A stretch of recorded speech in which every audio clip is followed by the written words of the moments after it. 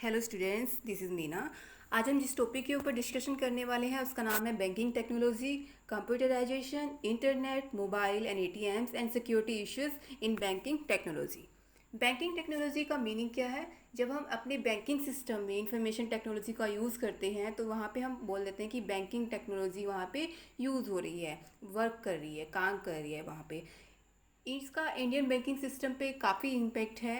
और जैसे जैसे ये बढ़ता गया है तो हमने उसको नाम दे दिया गया है, क्या दे दिया गया है? Online banking. जो कंप्यूटर्स का यूज़ है बैंकिंग सेक्टर में वो कब से इंक्रीज़ हुआ था? जब यहाँ पे इंडियन इकोनॉमिक लिबरलाइजेशन हुआ था एंड ग्लोबलाइजेशन हुआ था, and the banking sector have to explore to the world's market, they have to adopt the new technology to compete with the international market. तो यहाँ पे उनके लिए एक ज़रूरत बन गई थी, एक नीड बन गई थी, ताकि वो वर्ल्ड मार्केट से, वर्ल्ड की डेवलप्ड इकोनॉमी से, डेवलप्ड बैंकिंग इंस्टीट्यूशन से कम्पीट कर सके अपनी टेक्नोलॉजी को लेकर के, अपने पूरे सिस्टम को लेकर के।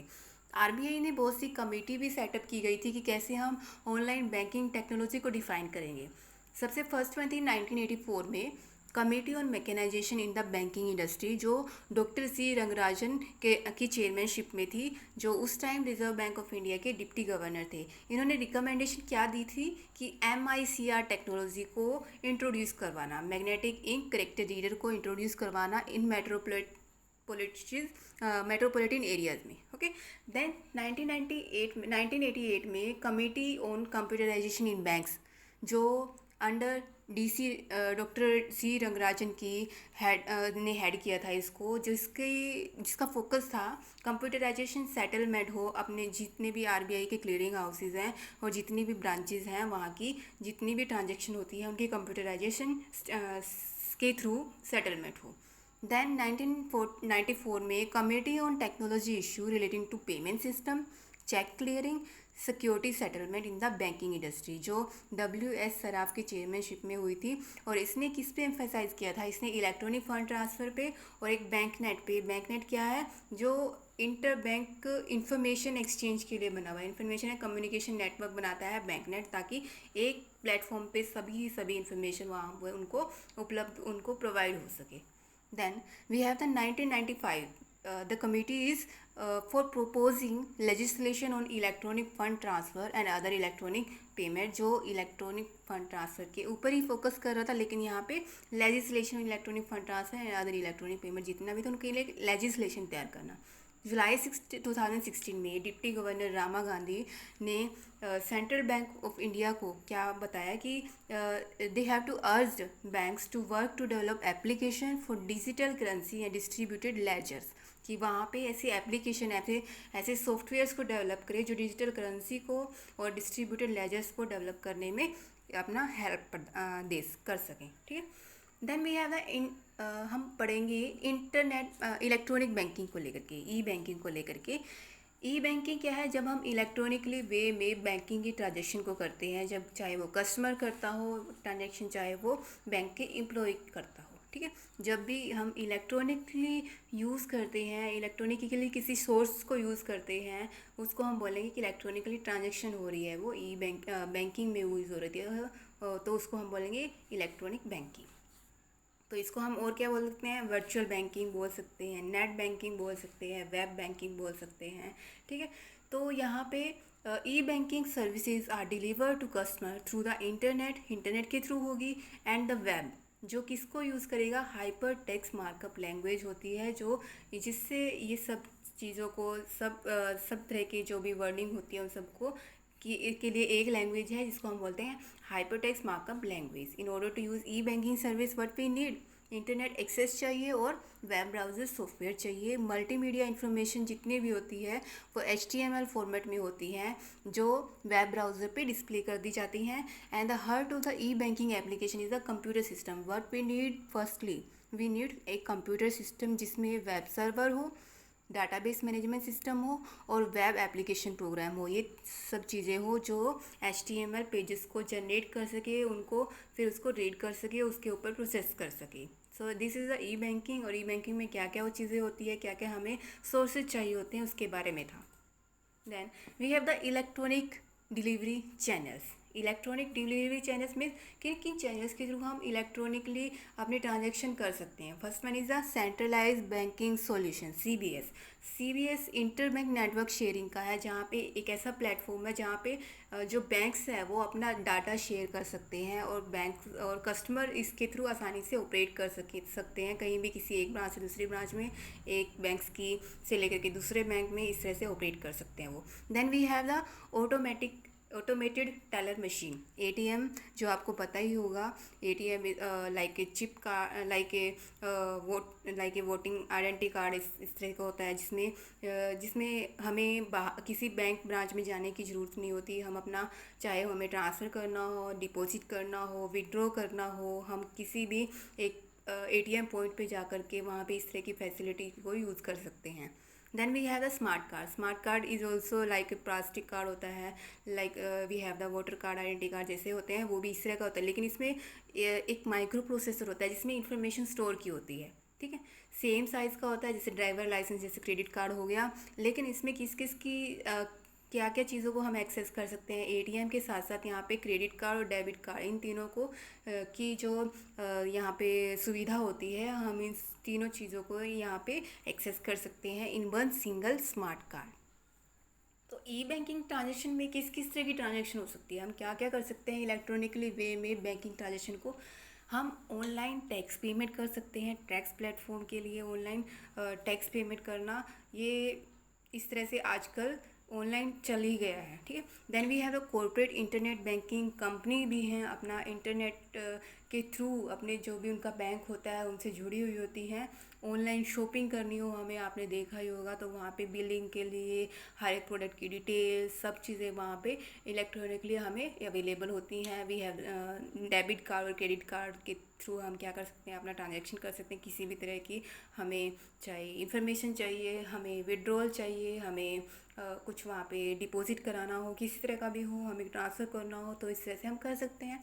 Online bill payment, online bill payment करने के लिए भी हम यहाँ पे उसका यूज कर सकते हैं। ई बैंकिंग का वहाँ पे ऑप्शन होता है कि हाँ, ई बैंक आपने बिल पे करना है, हम प्रीपेड चार्ज, मोबाइल के चार्जेस पे कर सकते हैं। इलेक्ट्रॉनिकली क्लियरिंग सर्विसेज होती है ई बैंकिंग ट्रांजेक्शन में, जहाँ पे क्लियरिंग हाउसेज अपना इलेक्ट्रॉनिकली उस ट्रांजेक्शन को कंप्लीट करते हैं, क्लियर करते हैं। ऑनलाइन स्टॉक ट्रेडिंग में जितने भी ब्रोकरेज फर्म है, वी हैव द जैसे 5 पैसा है, जैसे हमारे पास अप स्टॉक्स है, जीरोधा है, इस तरह से वो ऑनलाइन स्टॉक ट्रेडिंग प्लेटफॉर्म है। जितनी भी ट्रांजेक्शन होती है हम ऑनलाइन कर सकते हैं, चाहे वो डीमेट अकाउंट खोलने से लेकर के हमारा सेल करने तक हो, या फिर किसी तरह भी ट्रांजेक्शन हो, हम ऑनलाइन वहाँ पे कर सकते हैं। देन सेटलमेंट ऑफ अकाउंट, बैंक्स अपने जितने भी अकाउंट हैं उनको इलेक्ट्रॉनिकली, उनको ऑनलाइन सेटल कर सकते हैं। सो इसका बेनिफिट क्या हुआ, ई बैंकिंग मेक्स कन्वीनियंस होगी सबसे पहले तो, कि हम कहीं भी किसी भी जगह पे जा कर के ट्रांजेक्शन कर रहे हैं, राउंड द क्लॉक, कोई टाइम पीरियड फिक्स नहीं है, 24 आवर अवेलेबिलिटी होती है इस तरह की सर्विसेज की, एंड विद स्पीड, अच्छी स्पीड होती है, एंड एट लो कॉस्ट, हमें लो कॉस्ट पे हमें कहीं जाने की जरूरत नहीं पड़ती, हमारा खर्चा, हमें एक्सपेंसेस बच जाते हैं, तो यहाँ पे लो कॉस्ट की सुविधा हमें उपलब्ध होती है।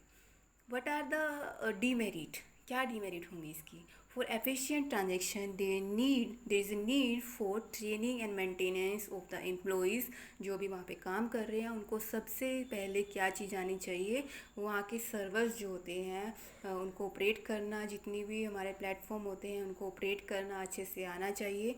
And due to many security issue भी आते हैं, यहाँ पे स्पैम्स हो जाते हैं, यहाँ पे किसी भी तरह का सिक्योरिटी इशू, रिस्क आ सकता है अपनी सिक्योरिटी को लेकर के, जब हम ऑनलाइन ट्रांजैक्शन करते हैं, सर्वर डाउन हो गया या फिर किसी तरह का वायरस आ गया, इस तरह की चीज़ें हो सकती हैं जो रिस्की होती हैं हमारी, तो ये डीमेरिट बन जाएगी यहाँ पे। ओके, नेक्स्ट हम पढ़ेंगे इलेक्ट्रॉनिक फ़ंड ट्रांसफ़र किस तरह से हो सकता है। इलेक्ट्रॉनिक फ़ंड ट्रांसफ़र, EFT जिसको हम बोलते हैं, जहाँ पे हम दो लोगों के बीच में, दो से ज़्यादा लोगों के बीच में, सिटीज़, कंट्रीज़, इस तरह से कहीं पे भी हम अपना फ़ंड ट्रांसफ़र कर सकते हैं। दो स्कीम्स के बारे में हम बात करेंगे। फर्स्ट वन है RTGS। RTGS refers real time gross settlement service. Real time gross settlement service क्या है, एक अरेंज बेस पे हम यहाँ पे सेटल करते हैं, वो सेटल करता है पूरा सिस्टम जो है, जो ये जो सिस्टम आता है RTGS वो RBI के अंडर आता है, ठीक है। This account holder can make online transaction for one bank to the beneficiary account holder. यहाँ पे क्या चीज़ चाहिए होती है? ऑनलाइन हमें एक प्लेटफॉर्म चाहिए होता है, हमें बेनिफिशियरी का अकाउंट पता होना चाहिए, बेनिफिशियरी को जिसको हमें ट्रांसफ़र करना है, ठीक है। तो कहीं पे भी हम अपनी मनी सेंड कर सकते हैं, मोबाइल से लेकर के मोबाइल के थ्रू, इंटरनेट बैंकिंग के थ्रू या फिर वॉलेट के थ्रू, इन तीनों चीज़ों के थ्रू हम यहाँ पे ट्रांजैक्शन कर सकते हैं। This system is generally use for high value fund transfer के लिए काफ़ी यूज होता है, जो RTGS है, रिक्वायर इंस्टेंट पेमेंट, जिनकी हमें जल्दी से जल्दी अगर हाई मनी वैल्यू की हमें फ़ंड ट्रांसफ़र करना हो तो यहाँ पे हम इसको यूज कर सकते हैं। RBI के द्वारा ऑपरेट होता है। अभी जो एट प्रेजेंट है इसके जो चार्जेस होते हैं, अगर हम मोबाइल ऑनलाइन बैंकिंग या फिर वॉलेट के थ्रू ट्रांजेक्शन करते हैं तो नील चार्जेस हैं। लेकिन कुछ चार्जेस होते हैं ऑफलाइन पेमेंट मोड में, अगर हम ऑफलाइन करते हैं। मतलब क्या है, ऑनलाइन और ऑफलाइन दोनों तरह से हो सकता है RTGS, लेकिन ऑनलाइन में कोई इतना वहाँ पे एक्सपेंस नहीं आते, लेकिन ऑफलाइन में एक्सपेंस आते हैं। Any banks may to choose to charge a lower rate but can not charge more than the rates approved by the Reserve Bank of India. यानी कि रिजर्व बैंक ऑफ इंडिया ने charges fix किए हैं, maximum charges, कि आप इतना charge वहाँ पे लगा सकते हो कस्टमर के ऊपर, लेकिन उससे ज़्यादा नहीं होंगे। और जिनकी लिमिट क्या है, अगर आप 2 लाख से लेकर के 5 लाख तक की ट्रांजैक्शन कर रहे हो, RTGS के थ्रू ट्रांसफ़र कर रहे हो, तो उसका जो मैक्सिमम चार्जेस होंगे वो 24.50 plus GST, 24.50 rupees plus GST, इससे ज़्यादा नहीं हो सकते। This is the maximum charges, okay. Then अगर 5 लाख से अबव की ट्रांजेक्शन होती है देन ₹49.50 प्लस GST, ये रेट एप्लीकेबल होगा। इससे ज़्यादा का रेट एप्लीकेबल नहीं होगा वहाँ पे, ठीक। तो RTGS ट्रांजेक्शन का फ़्लो कैसे होता है, किस तरह से हम RTGS ट्रांजेक्शन की वर्क कैसे करती है। RTGS ट्रांजेक्शन में सबसे पहले कस्टमर को क्या करना होता है, उसको एक रिक्वेस्ट फॉर्म फिलअप करना होगा कि वो RTGS के थ्रू फंड ट्रांसफ़र करना चाहता है, ठीक। देन उसकी क्या होगी, रेमिटेंस अमाउंट उसको बतानी होगी, वहाँ पे लिखना होगा, एंड उसके ऊपर जितने चार्जेस होंगे वो वहाँ पे अप्लाई हो जाएंगे। उसके बाद क्या होगा, उसकी डाटा की एंट्री होगी और उसका ऑथराइज किस में चला जाएगा, CBS सिस्टम में चला जाएगा, जिसको हम बोलते हैं कोर बैंकिंग सॉल्यूशन, जो उसको सेटलमेंट के लिए आगे कर देता है proceed. Then we have the data transmitted to intraday liquidity management, कि उसको एक उसी दिन में कंप्लीट करना है, रियल टाइम में उसको सेटल करना है, उसके लिए डाटा ट्रांसमिट कर दिया जाता है। फिर उसके बाद data flow through the RBI IFTP and RTGS server में वो फ्लो कर देता है। जितना भी डाटा वो भेजेगा कस्टमर जिसने ट्रांजैक्शन करनी है, जिसने ट्रांसफ़र करना है। IFTP जो inter bank fund transfer processing, जहाँ पे एक बैंक से दूसरे बैंक में हम ट्रांजैक्शन कर सकते हैं, एक ब्रांच से दूसरे ब्रांच में हम ट्रांजैक्शन कर सकते हैं, ठीक। देन उसके बाद लास्ट में क्या होगा, जब सर्वर के पास पहुंच गया, inter bank fund transfer processing भी हो गया उसका, तो रिसिपिएंट जो बैंक होगा गेट्स कंफर्मेशन, उसको कंफर्मेशन मिल जाएगी कि कस्टमर ने इतनी की ट्रांजैक्शन इतना वहाँ से उस बैंक से भेजी है, सेंड की है, उसको कंफर्मेशन मिल जाएगी रेसिपिएंट बैंक को। जैसे उसको कंफर्मेशन मिलेगी तो कस्टमर का अकाउंट, जो बेनिफिशियरी है उसका अकाउंट क्रेडिट कर दिया जाएगा उतनी अमाउंट से जितना उसने ट्रांसफ़र किया है, ठीक। उसके बाद दूसरा हम बात करते हैं, दूसरा मेथड जो है वो है NEFT, NEFT, national electronic fund transfer. वो भी एक sort based fund transfer system है। वो 1 to 1 था, यहाँ पे सोर्ट बेस्ड है, कि यहाँ पे एक ग्रुप बनाया जाता है, एक बैच बनाया जाता है सभी ट्रांजैक्शन का, और वो उस तरह से शॉर्टिंग बेस पे उसको ट्रांसफ़र कर दिया जाता है, उसको एग्जीक्यूट कर दिया जाता है। नेशन वाइड पेमेंट सिस्टम है जो इलेक्ट्रॉनिकली मनी ट्रांसफ़र को फैसिलिटेट करता है, चाहे वो इंडिविजुअल के बीच हो, फर्म्स के बीच हो, कॉर्पोरेट के बीच हो, या फिर any of the among these, ठीक है, फ्रॉम एनी बैंक ब्रांच। तो नेफ्ट सिस्टम जो है वो Indo Nepal remittance facility scheme को भी फैसिलिटेट करता है, जो 1 way cross border transfer of fund है फ्रॉम इंडिया टू नेपाल। और एक रेमिटर जो होता है, जो ट्रांसफ़र करता है अमाउंट को, वो किसी भी नेफ्ट इनेबल ब्रांच जो होती है इंडिया से नेपाल के लिए, वो ट्रांसफ़र कर सकता है irrespective of whether the beneficiary, अगर चाहे वो बेनिफिशियरी नेपाल में रहता हो या नेपाल में उसके अकाउंट मेंटेन हो या फिर नहीं हो, ठीक। देन ये वर्क कैसे करेगा, हाउ इट वर्क्स, जैसे हमने आरटीजीएस के बारे में बात की थी कि कैसे काम करता है, तो नेफ्ट कैसे काम करता है यहाँ पे उसके बारे में देखते हैं। जैसे वहाँ पे उसने सबसे पहले चीज़ क्या होती है, उसको सबसे पहले अप्लाई करना होता है, एप्लीकेशन देनी होती है कि हाँ इस तरह से मैं कि ये नाम से इस नाम से ये व्यक्ति इस पर्सन को ट्रांसफ़र कर रहा है। बेनिफिशियरी का नाम लिखेगा, अमाउंट लिखेगा, कितने चार्जेस होंगे अगर लगने होंगे तो वो लिखेगा अगर ऑफलाइन केस है उस तरह से। देन उसके बाद क्या होगा, एप्लीकेशन के बाद क्या होगा, ओरिजिनेटिंग बैंक जो होगा, जो ओरिजिनेटिंग बैंक कौन सा हुआ, जहाँ से ओरिजिन सोर्स कौन सा है कि किस बैंक से ट्रांसफ़र हो रही है, कस्टमर का जो बैंक होगा जो दे रहा है, जो एप्लीकेंट है वो। तो originating bank branch prepare a message, वैसा मैसेज प्रिपेयर करती है and send the message to its pooling centre. Pooling centre जो एक नेफ्ट सर्विस सेंटर होता है, जो उसको सभी मैसेज वहाँ से प्रोवाइड कर दिए जाते हैं, तो इसीलिए उसने उसको बोला कि पोलिंग, क्योंकि सारे मैसेज वहाँ पे इकट्ठा हो जाते हैं। तो पोलिंग सेंटर क्या करेगा, forward the message to the NEFT clearing centre की तरफ वो जाएगा, वो message to be included for the next available batch. जितना भी नेक्स्ट बैच होगा अवेलेबल, ये आवर्ली बेसिस पे काम करता है ताकि नेक्स्ट बैच में उसको कर दिया जाए एग्जीक्यूट। ठीक, the clearing centre source the fund transfer transaction destination bank wise. Clearing centre क्या काम करेगा, उसको क्लियर करना है, उसको ट्रांजेक्शन को एग्जीक्यूट करना है, तो उसको जो फंड ट्रांसफ़र ट्रांजेक्शन है उसको डेस्टिनेशन बैंक वाइज सेटल करेगा कि हाँ इस बैंक को ट्रांसफ़र होनी है। तो इस तरह की वो नेक्स्ट जो एक बैच होएगा उसमें वो उसको लगा देगा प्रोसेसिंग के लिए, and prepare to count entry for destination bank को जो एंट्री देनी है उसको क्रेडिट के लिए एंट्री करेगा, एंड ओरिजिनेटिंग बैंक के लिए डेबिट की एंट्री वहाँ पे कर देगा। देन लास्ट में क्या होगा, destination bank receive the inward remittance message, कि उसको मैसेज आ जाएगा कन्फर्मेशन का कि आपके पास इतना रेमिट हुआ है, अमाउंट इस कस्टमर को हुआ है from the clearing centre, and pass on the credit to the beneficiary customer account. और जो बेनिफिशियरी कस्टमर होता है उसके अकाउंट क्या हो जाएगा, क्रेडिट हो जाएगा उस क्लियरिंग सेंटर से, ठीक, डेस्टिनेशन बैंक से। सो इसके बीच में डिफरेंस क्या होगा कि नेफ्ट और आरटीजीएस कैसे अलग हैं। क्या ये सेम है? नहीं, they are different, they are little bit different. जो दोनों वैसे तो फ़ंड ट्रांसफ़र के लिए हैं, इलेक्ट्रॉनिकली हम यहाँ पे ट्रांसफ़र कर सकते हैं, ऑफलाइन का सिस्टम भी अवेलेबल है, लेकिन मेन जो चीज़ है, मेन जो डिफरेंस है वो क्या है, NEFT transfer money settled in batches, NEFT में बैचेस बनते हैं, और आरटीजीएस में क्या होते हैं वो रियल टाइम में ही सेटल कर देता है ट्रांजेक्शन को। सो इसीलिए ये वो फास्टर होता है थोड़ा, ठीक, एंड नेफ्ट से फास्टर होता है आरटीजीएस। तो रियल टाइम सेटलमेंट होती है आरटीजीएस में, और नेफ्ट में क्या होता है, डेफर्ड नेट सेटलमेंट। यहाँ पे डेफर कर देते हैं कि अगला जो बैच होएगा उसमें वो एग्जीक्यूट होएगी। जैसे अगर मैंने अगर अगर 1 आवर का सिस्टम चला हुआ है, ठीक है, तो वहाँ पे क्या करेगा, अगर मैं 30 मिनट उस जो आर लगा हुआ है, जो 1 घंटा लगा हुआ है, उसमें अगर मैं 30 मिनट, अगर मैं 35 मिनट में कोई एप्लीकेशन देती हूँ तो वो उसमें एग्जीक्यूट नहीं होगी। वो जो नेक्स्ट बैच होएगा उस आर के ख़त्म होने के बाद जो नेक्स्ट बैच, जो नेक्स्ट आर वाला चालू होएगा, कैरी ऑन होएगा, तब उसमें वो एग्जीक्यूट हो जाएगी, ठीक। Fund transfer at the time they are receive, तभी ट्रांसफ़र हो जाता है आरटीजीएस में, लेकिन नेफ्ट में क्या होता है, कट ऑफ टाइम होता है, उसी में वो ट्रांसफ़र किया जाता है।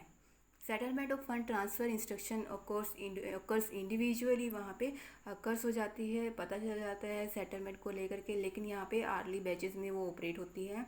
Processed continuously through out the business hours, जितने भी बिजनेस आवर्स होते हैं वो उसमें प्रोसीड होती रहती है, लेकिन इसमें 11 settlement from 9 AM to 7 PM on weekdays, and meant for RTGS में क्या होएगा, this is meant for 2 lakh and above, उसकी लिमिट लगाई हुई है।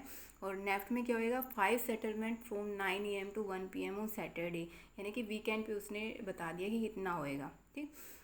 देन टाइम बताया हुआ है कि 9 AM to 16:30 PM on weekdays, and 9 AM to 13:30 PM hours on Saturday, ठीक। सो यहाँ पे 9 से लेकर के कितना होएगा, 4:30 तक वीकडेज में, और 9 से लेकर के कितना होएगा, 1:30 तक अगर सैटरडे वहाँ पे हो, ठीक।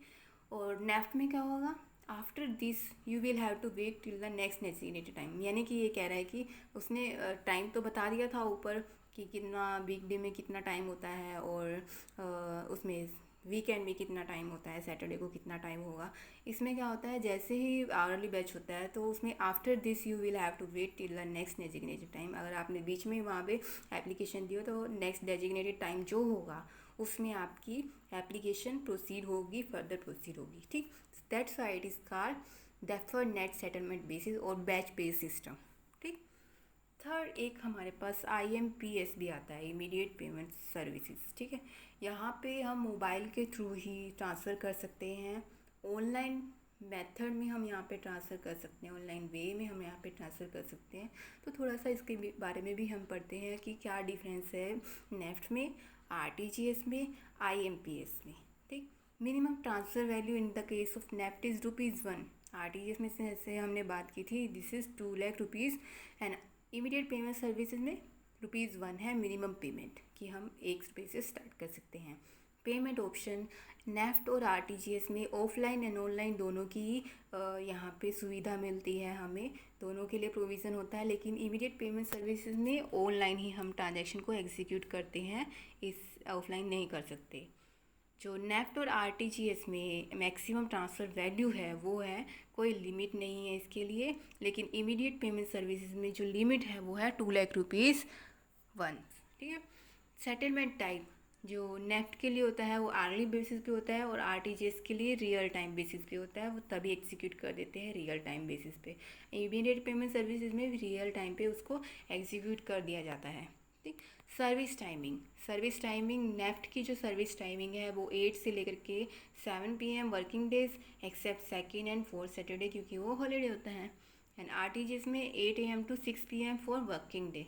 और इमीडिएट पेमेंट सर्विस जो है वो ईच डे अवेलेबल होता है, ईच डे ईच आवर वो अवेलेबल होता है, यानी कि 365 डेज 24/7 जो फैसिलिटी है वो अवेलेबल होगी in the case of immediate payment services.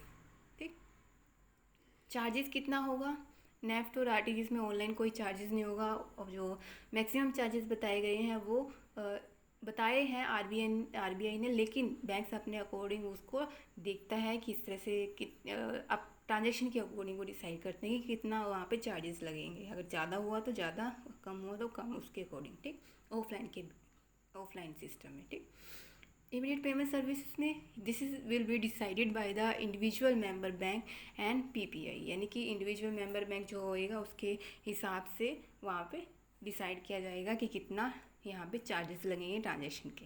ठीक, देन जो लास्ट हम बात करेंगे वो है सिक्योरिटी इश्यूज़ को लेकर के, कि बैंकिंग में जब हम ट्रांजेक्शन करते हैं तो क्या रिस्क क्या रहता है, सिक्योरिटी को लेकर के मेन रिस्क रहता है, क्योंकि यहाँ पे हमारी पर्सनल इन्फॉर्मेशन जाती है, हमारा अकाउंट, हमारी अमाउंट, सब, हमारा अगर अकाउंट नंबर गया, अगर हमारा अगर ATM में हमारी पिन, ATM की पिन अगर किसी को मिल जाती है तो we have risk, security risk यहाँ पे हो गया, हमारे अकाउंट का बैलेंस किसी तरह से भी वहाँ पे कोई भी वहाँ से ले सकता है किसी तरह के, अगर ATM उनके पास है तो। ठीक, तो यहाँ पे सिक्योरिटी इश्यूज आते हैं बैंकिंग ट्रांजेक्शन में, due these are discussed in this way. ठीक, in the current banking landscape, security is a major issue which is faced by the industry.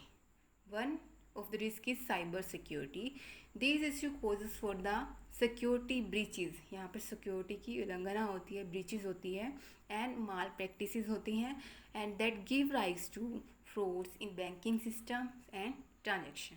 सो किस तरह की हो सकती है, फर्स्ट हम बात करेंगे मोबाइल बैंकिंग रिस्क के बारे में। मोबाइल बैंकिंग रिस्क, क्योंकि मोबाइल में सब तरह की इन्फॉर्मेशन, कभी कभी हम क्या करते हैं, इसको हम डिफ़ॉल्ट सेटिंग कर लेते हैं, जिससे अगर हम कभी भी ऑपरेट करते हैं किसी भी SBI की योनो ऐप को एग्जीक्यूट कर लिया, और या फिर हम नेट बैंकिंग को जब यूज़ करते हैं तो अगर हम डिफ़ॉल्ट वहाँ पे सेटिंग कर लेते हैं कि हाँ हमारा पासवर्ड यहाँ पे ऐसे कि ऐसे, दोबारा से उसको फर्दर प्रोसीड किया जाएगा सीधा ही, विदाउट उसको फिल किए जो भी हमारी इन्फॉर्मेशन है। तो यहाँ पे रिस्क रहता है कि इस तरह की इन्फॉर्मेशन अगर किसी के पास हमारा मोबाइल चला गया तो वो सीधा वहाँ पे ट्रांजेक्शन को एग्जीक्यूट कर सकता है, अपना पिन के थ्रू, अपना किसके थ्रू, जो वहाँ पे कोड आता है उसके थ्रू वहाँ पे उसको एग्जीक्यूट कर सकता है, या फिर स्मार्टफोन में वायरस आ गया तो उससे भी हमारा सिक्योरिटी रिस्क बढ़ जाता है।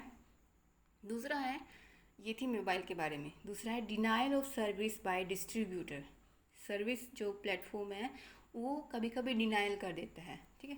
अगर जैसे हमारे पास फ़ोन पे होता है, पेटीएम होता है, गूगल पे होता है, ठीक है, एसबीआई पे हो गया, इस तरह से अगर ये जो डिस्ट्रीब्यूटर हैं जो ये काम कर रहे हैं इनके ऊपर जो सर्वर होते हैं, अगर इनके पास बहुत सारी हैफ्टी ट्रांजैक्शन एकदम से आ जाती हैं तो सर्वर को हैम्पर होएगा, वहाँ पे नुकसान पहुँचेगा। ऑनलाइन जो वहाँ पे ट्रांजैक्शन हो रही है उनको ट्रैक करना एकदम से वो मुश्किल हो जाता है, जिससे कस्टमर को वो जो बैंकिंग सर्विस है उसको लेने में या तो देरी हो जाती है या फिर किसी तरह का उसका ट्रांजैक्शन का रिस्क भी हो सकता है। Third we have the phishing. Phishing का मतलब है जो फ्रॉडस्टर हैं वो क्या करते हैं, बैंक की डिटेल को लेने की कोशिश करते हैं विया इलीगल और अनएथिकल मैनर्स, ठीक। स्पूफिंग, स्पूफिंग है कि एक बैंक की जो वेबसाइट है लेकिन वो फेक वेबसाइट है जो वो बना लेते हैं और उसके थ्रू कस्टमर से ट्रांजैक्शन को एग्जीक्यूट करवा लेते हैं जो सही नहीं होता, जो एक सिक्योरिटी इशू को लेकर के हमारे सामने आ जाता है। Next we have the malware और इनसाइड अटैक जो होते हैं बैंक्स के अंदर। उस तरह का सिस्टम में कुछ आ गया, कुछ वायरस आ गया, इस तरह का अगर कोई किसी तरह का भी सिक्योरिटी इशू आ जाता है तो वो भी हमारे लिए एक तरह का रिस्क है, ठीक। तो यहाँ पे बैंक्स क्या क्या चीज़ें लाई गई हैं एज पर द आरबीआई। जो नो योर कस्टमर है, केवाईसी है, जैसे भी हम बैंक्स हमसे लेते हैं ताकि वो जान सके हमारे सिग्नेचर, हमारे आइडेंटिफिकेशन सब तरह की जान सके, ताकि उनको कस्टमर की पहचान हो सके, ठीक है। तो कस्टमर वेरिफिकेशन, केवाईसी कुछ ऐसे स्टैंडर्ड हैं जो बैंक्स यूज़ कर रहे हैं इन सब को टैकल करने के लिए, इन सिक्योरिटी इश्यूज़ को टैकल करने के लिए बैंकिंग सिस्टम है जो यूज़ कर रहे हैं। So this is a security issue in banking that we are facing while online transaction in business और इन बैंकिंग, ठीक है। So this is the whole lecture on banking technology, जिसमें हमने क्या क्या डिस्कस किया, जिसमें हमने डिस्कस किया कंप्यूटराइजेशन को लेकर के, इंटरनेट को लेकर के, mobile ATMs and security issue को यहाँ पे हमने डिस्कस किया है। सो आई होप आपको ये लेक्चर अच्छा लगा, समझ आया होगा। Thank you so much.